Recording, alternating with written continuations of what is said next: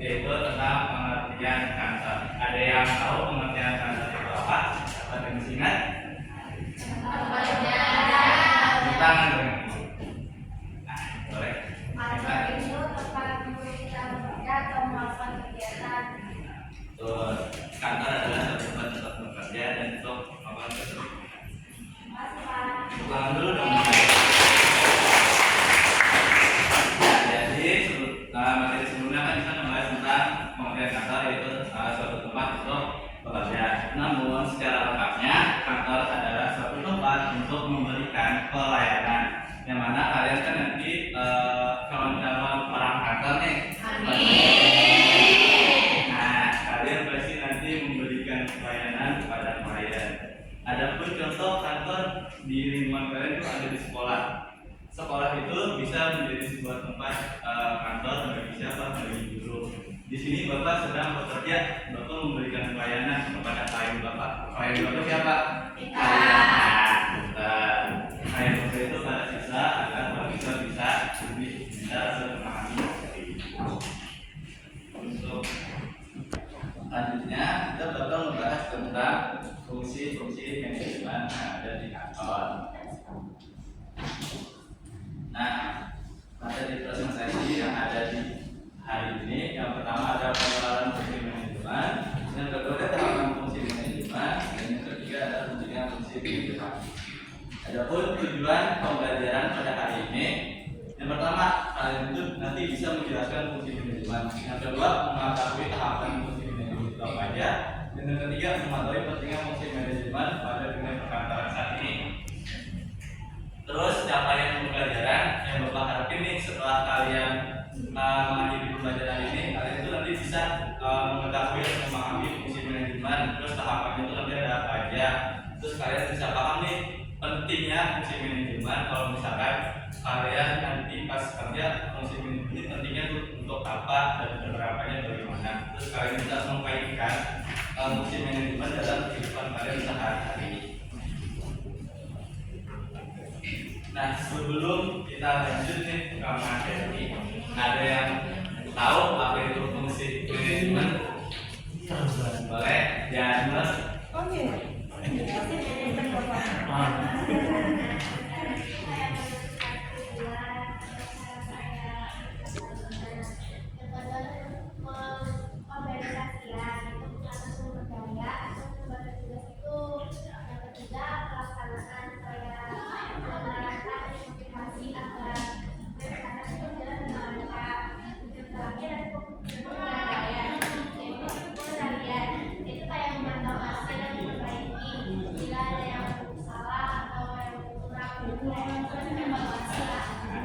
Bagus jawabannya, boleh tepuk tangan.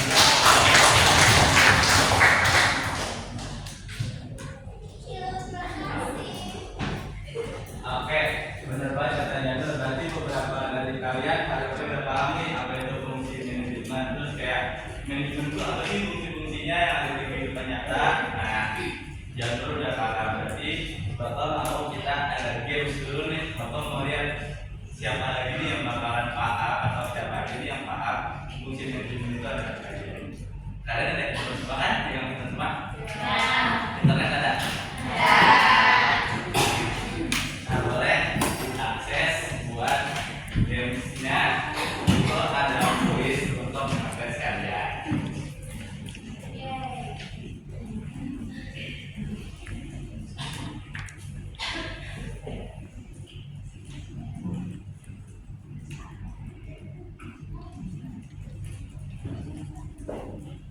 Ada yang kesusahan akses? Ya, tinggal di start aja. Kalau udah, boleh langsung di start. Udah teman.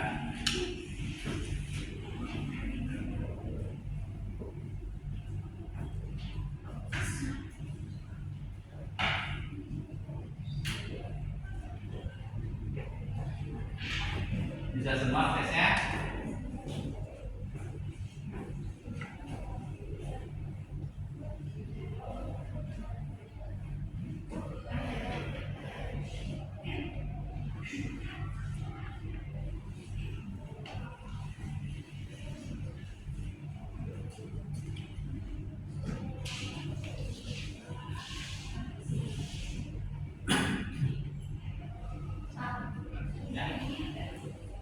Ya itu benar. Itu ada teman kalian yang sudah selesai 100 sudah paham.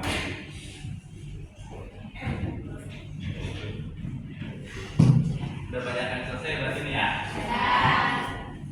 Nilai bagus-bagus sudah 100. Berarti kalian udah paham nggak caranya ini fungsi manajemen apa ya?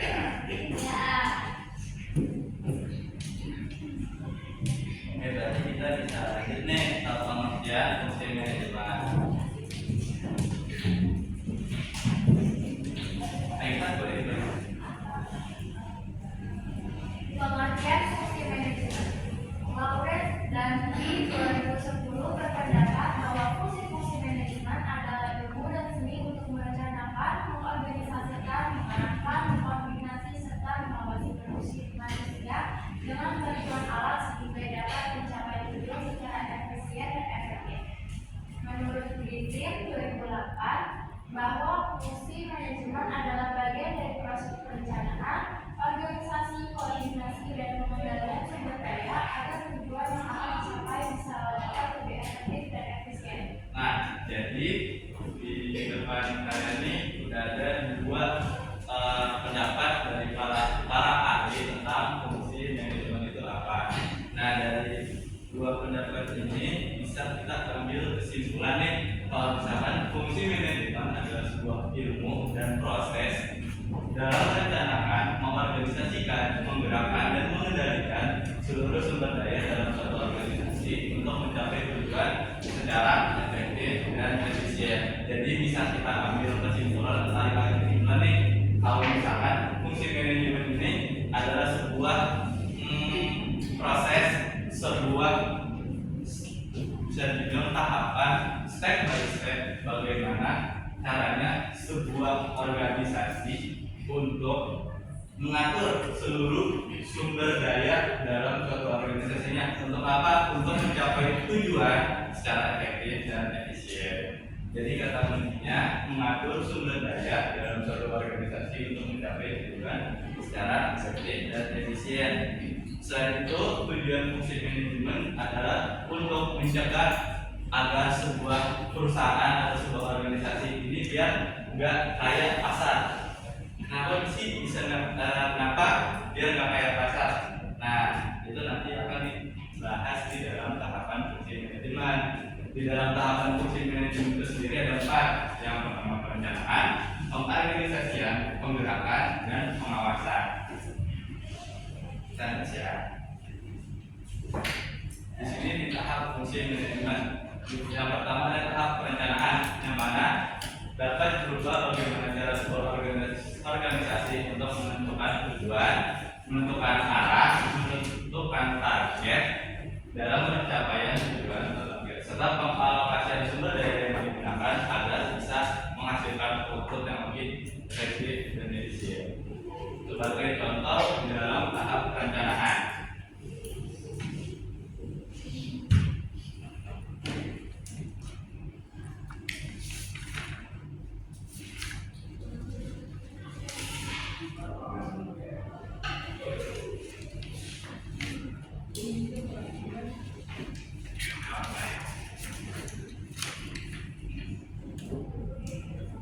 Kelihatan nggak?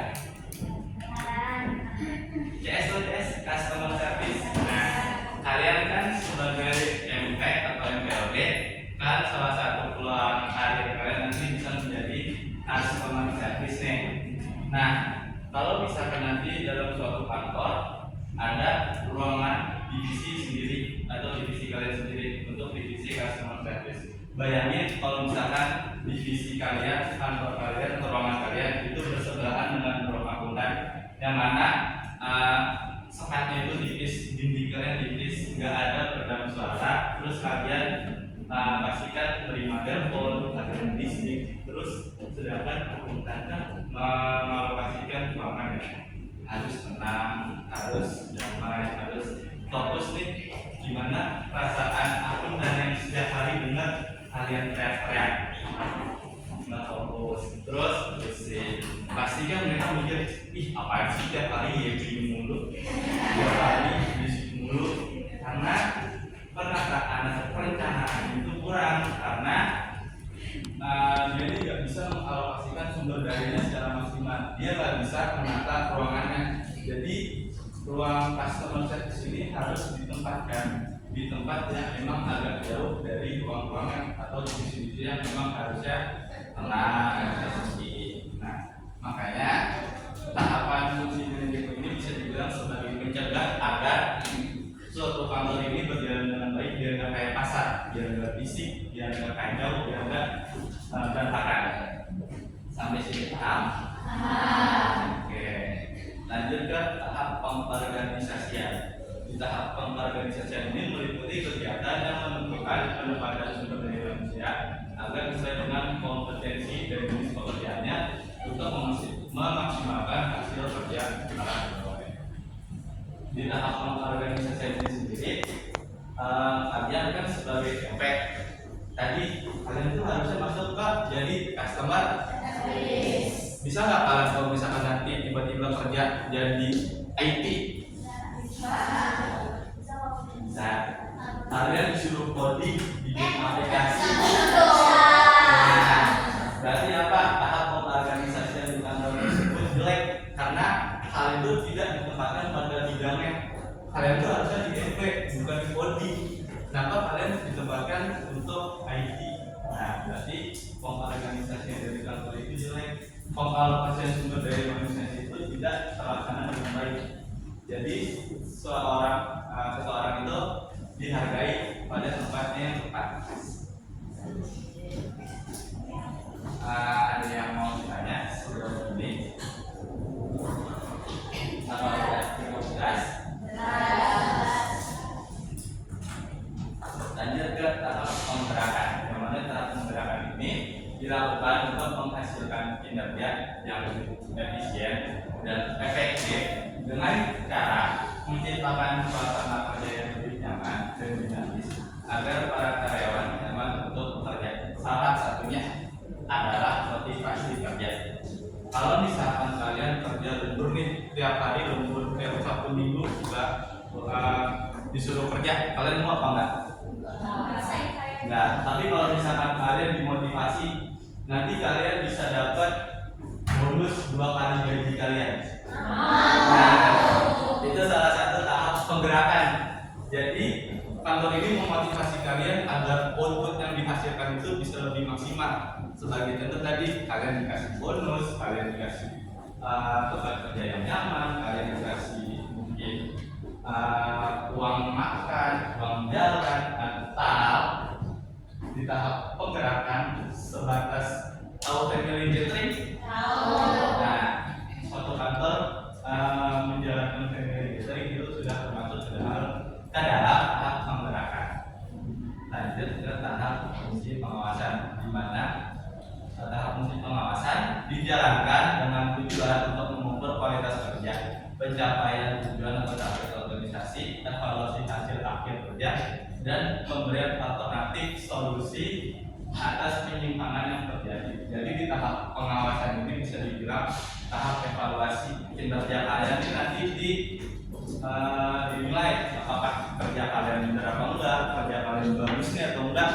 Itu semua ada di tahap pengawasan atau evaluasi hasil kerja kalian. Di mana di dalam tahap pengawasan ini perlu dilakukan oleh setiap kantor agar kesalahan kalian itu nggak terjadi berulang-ulang kali. Kalian kesel nggak sih kalau misalkan pacar kalian atau gebetan kalian salah terus minta maaf terus untuk kesalahan yang sama? Nah, kantor pun juga harus kayak gitu. Kayak dia salah dulu nih, nggak bisa digininya, masa dia salah terus minta maaf terus. Jadi tahap pengawasan ini perlu dilakukan untuk memperbaiki kesalahan yang terus berulang, yang terus terjadi di dalam para pekerja atau para pegawai. Nah, lanjut di pentingnya fungsi manajemen. Tadi kan sudah dijelasin nih tahapan manajemen. Nah, tahapan fungsi manajemen ini punya banyak banget manfaat, yang mana manfaat-manfaat ini penting untuk dilakukan di dalam satu kantor agar pertama membantu mencapai tujuan organisasi. tadi kalau misalkan perencanaannya nggak jelas, tujuannya nggak jelas, arahnya nggak jelas nih suatu perusahaan, perencanaannya nggak tahu mau kemana, apakah dia bisa mencapai arah yang lebih bagus lagi untuk bertanya. Nah, kayak hubungan kan butuh suatu kepastian. Tolong ATS jangan dulu. Jadi untuk membantu mencapai tujuan organisasi dibutuhkan apa perencanaan dari awal. Mau dibawa kemana nih arahnya? Mau dibawa kemana nih kepastiannya? Nah, itu tuh harus ditanyakan di awal. Lanjut ke pemanfaatan sumber daya lebih efektif dan efisien. Tadi udah dijelasin tentang pengorganisasian. Kalau misalkan di dalam satu organisasi harus bagus pengorganisasiannya. Salah satunya dengan adanya hierarki kepemimpinan kayak direktur, CEO, manajer, terus para karyawan itu harus jelas siapanya untuk membantu dalam pemanfaatan sumber daya manusia lebih efektif dan efisien. Peningkatan yang selanjutnya ada peningkatan kinerja dan produktivitas itu sudah pasti dilakukan dari tadi motivasi kerja pada tahapan penggerakan. Lanjut ke kesalahan kerja dapat diatasi dengan lebih cepat dari tahap pengawasan. Pengambilan keputusan juga dapat lebih baik dari lalu pengawasan juga, karena dengan kesalahan yang sudah diketahui ini lalu diperbaiki. Nah, untuk kedepannya bisa direncanakan kembali kantor ini mau ke arah mana lagi untuk perencanaan tahun depannya. Sampai sini ada yang bingung? Semua. Saatnya jam 6 dimulai. Attention please, it's time to begin the 6th lesson. Thank you. Saatnya jam 6 dimulai. Oke, di sini kita lanjut. Ada materi tambahan nih dari video tentang fungsi manajemen. Kalian bisa tonton dulu.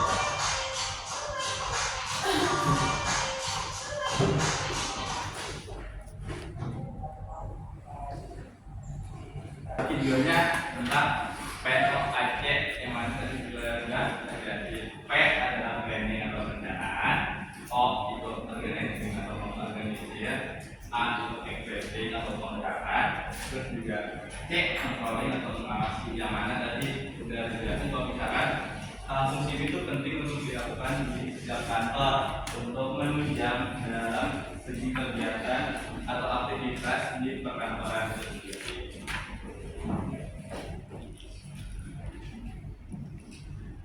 Ada yang mau tanya dulu? Nanti sini ada Pak Suma tentang penting manajemen.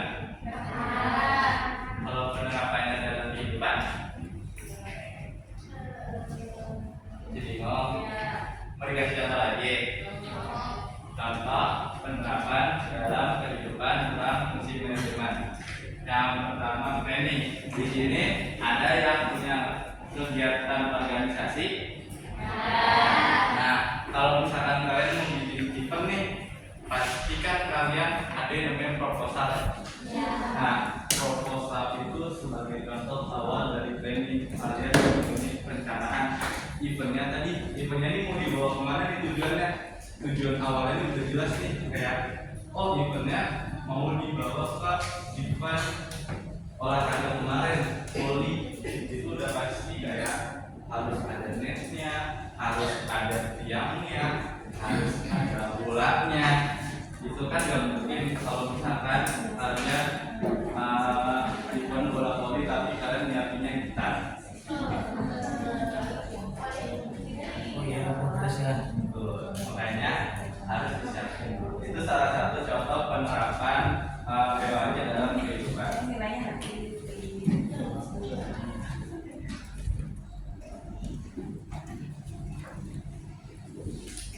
Jangan kita tolong dibaca.